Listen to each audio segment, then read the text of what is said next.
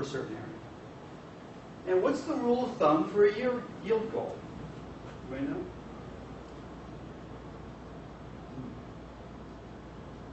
%10 more than I got last year. Standard rule of thumb for if I've got a certain yield, what should I plan on my yield for next year, and how should I plan my inputs? 10% greater than last year. Okay, so we're going to do that. Standard yield goal, 10%. And I swear, you know, I talked to the agronomist and stuff, and I asked them, here's a yield map. How do you recommend fertilizer application for this, nitrogen application? And this is what they tell me. And they haven't told me anything better over the years. Take your yield, put a yield goal of 10% more than that, and apply fertilizers based on that yield goal. Okay, so all we got to do, that should be relatively easy, right? I can take my CSV file, I can multiply one column by 1.1, 10% higher, create another column, there's my map. That's my yield goal map. I'm not asking you to generate it, but you can. Okay. Now what are we going to do? I'm going to find the other handout.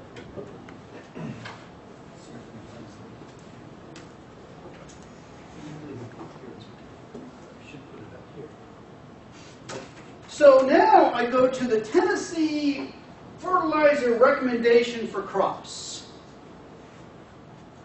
Hugh Savoy puts this together. You guys know Hugh? You know Hugh really well, don't you? A little bit, yeah, a little bit. Puts this together. I went to Hugh and I said, what do we do? What are we doing for crop recommendations? And he goes, well, yeah, we use this BsET, which was the Biosystems Engineering and Environmental Science. There's one more. And we use this recommendation guide. So if you have a yield goal, this will tell you how much to put on. I go, that's great, Hugh. Thank you very much. So I'm looking through here, and I'm seeing some stuff. And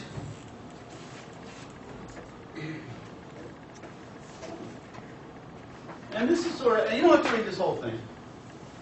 Critical parts right here. This is my bushels per acre, and this is my nitrogen in terms of pounds per acre. And it has a whole bunch of other stuff in here too. But I'm just going to look at nitrogen.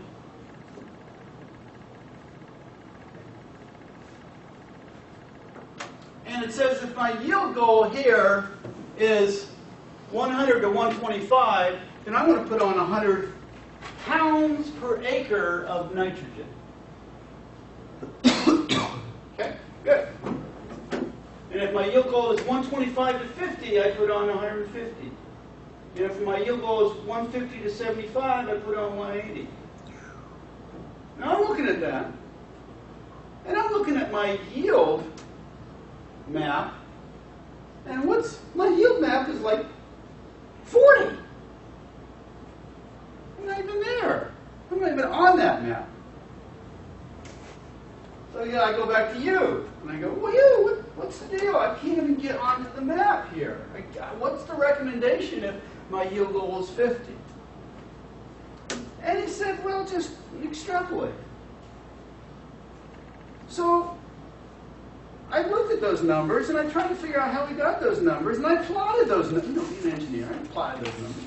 And look at that, I got some kind of graph. And these are numbers right off the chart.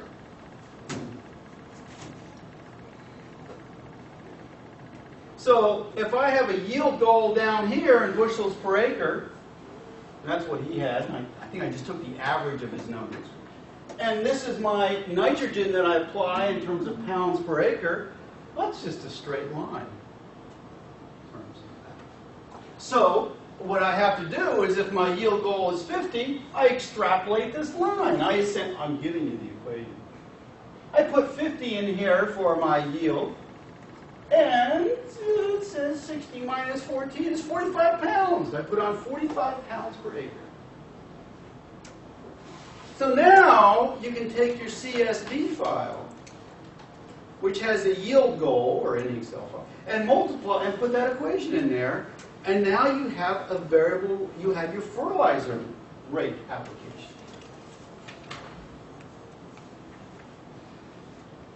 Okay. Then, if this is my fertilizer rate application, I can generate a fertilizer rate application map. Fertilizer application rate map.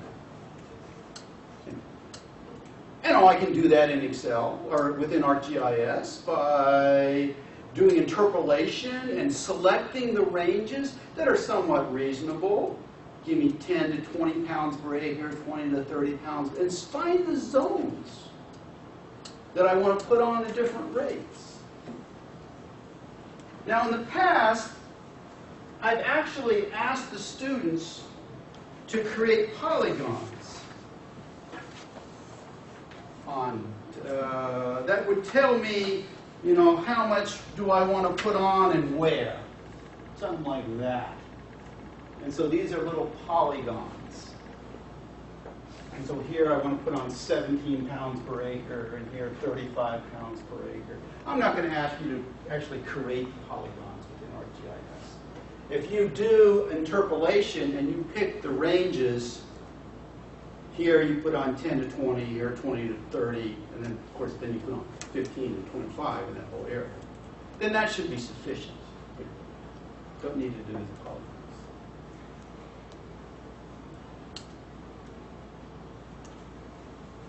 Oh, and then you're done. No, there's something else. I think there's something else. But that's what we're shooting for. An application rate map for variable rate. Now, we'll talk about the equipment on how to actually do that, how to put on the variable rate. Oh, golly day. Yeah, it's just a little clicker. It says, do it all again, but use kriging. If the interpolation routine was kriging, show how your results would be different. So use kriging technique. You can use any one. Universal, ordinary, spherical or exponential fit, whatever. Search radius, who cares? And see what you get. I just have a comment. It seems like as important as this is, you know, when you go to select, it would be like, you pick universal, it's going to change it this much, or instead of just default it. You'd think there'd be a little help, something in there. Yeah. This is what you're doing when you're selecting this feature. Nitrogen, 57 pounds. Yeah. I agree with you. But that just follows through with ArcGIS help, which is zilch. Who's the president of Danger? No. What's the guy's name? He talks at the Esri conference. Not much. So the concept would be run through this again, but way back here use IDW. Shouldn't be too hard. You have all it should just be copies of equations and stuff and regenerating that. Now, I put down kriging the last time. Pretty hard too. I feel though that with this data set, and I know that with this data set, it's not going to be that bad. Matter of fact, it's going to look pretty good. I think it's the problem is if you don't have a lot of data like we did before, it just kind of goes crazy thinking I know better than you do. But if you throw a bunch of data at it, it can't do its own thing, and it's kind of forced to do what it's supposed to do. That wasn't very technical, but that was just kind of my... Okay. So, do the whole thing, but do it in kriging. And thus, I want to see another application rate map generated from kriging technique. That's the last time I'm going to do this kriging versus IDW comparison. I mean, I could go all day on that. Now, when you look at the data, you're going to start seeing some interesting things. You know, like we did with the other GPS data of the combine, guys going off the field and all sorts of stuff. But the data, the data will look pretty good. A little bit of interesting spacing here.